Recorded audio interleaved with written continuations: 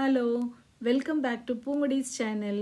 இன்றைக்கி நாம் தாமரை பூ மாலை எப்படி கட்டலாங்கிறத பார்க்கலாம். 10 தாமரை 2 சைட்லேயும் கட்டுறதுக்கு எடுத்துருக்கிறேன். சென்டரில் வைக்கிறதுக்கு ஒரு பெரிய தாமரையாக தனியாக எடுத்து வச்சுக்கோங்க. 1 சென்டிமீட்டர் கேப் விட்டுட்டு இந்த காம்பை ஒரு சிசர்ஸை வச்சு அப்படி கட் பண்ணிக்கோங்க. அதே போல் எல்லா பூவிலையும் காம்பை கட் பண்ணிடலாம். இதை போல் கட் பண்ணி முடிச்சுட்டு ஏதாவது ஒரு உள்ளன் த்ரெட்டை தாமரைப்பூவை விட நீளமாக இருக்கக்கூடிய ஒரு ஊசியில் ரெட்டை நூலாக கோர்த்து எடுத்துருக்கிறேன். காம்பு பகுதியில் இன்சர்ட் பண்ணி அப்படியே அதை மேலே எடுக்கணும். கொஞ்சம் கஷ்டமாக இருக்கும், ட்ரை பண்ணுங்கள். அப்படி இல்லைன்னா இதை போல் ஒரு கொரடை வச்சு டைட்டாக லெஃப்ட் ஹேண்டில் பூவை பிடிச்சிட்டு ரைட் ஹேண்டில் ஊசி அப்படியே மேலே இழுங்க. இப்போது தாமரைப்பூவை உள்ள நூலில் கோர்த்தாச்சு. இதே போல் ஒரு சைடுக்கு 5 பூ கோர்க்கணும். காம்பு பகுதியில் ஊசியை குத்தி மேலே இதழ்களுக்கு நடுவில் வெளியில் எடுக்கணும்.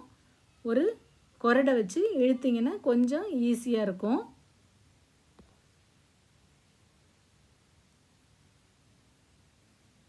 ஒரு சைடுக்கு 5 பூ கோர்த்துக்கலாம்.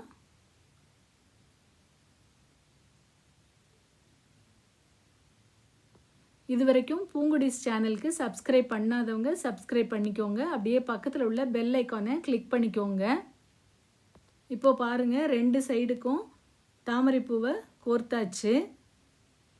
அடுத்ததாக 2ஐயும் ஒன்றா சேர்த்து கட்டிடலாம். இதை கட்டிட்டு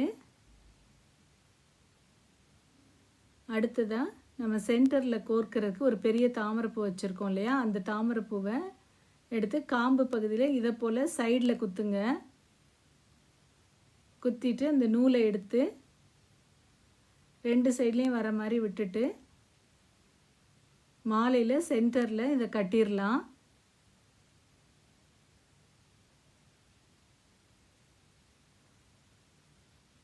இந்த வீடியோ பிடிச்சிருந்ததுன்னா லைக் பண்ணுங்கள், ஷேர் பண்ணுங்கள். டவுட்ஸ் ஏதாச்சும் வந்துச்சுன்னா கமெண்ட் பண்ணுங்கள். எக்ஸஸாக உள்ள த்ரெட்டை கட் பண்ணி எடுத்துடலாம்.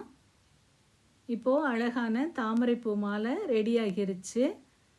மேலேயும் நம்ம சேர்த்து கட்டிக்கலாம். அம்மன் எந்த சைஸ் இருக்கோ அதுக்கு தகுந்தா போல் தாமரைப்பூவோட எண்ணிக்கையை நம்ம கூட்டிக்கலாம்.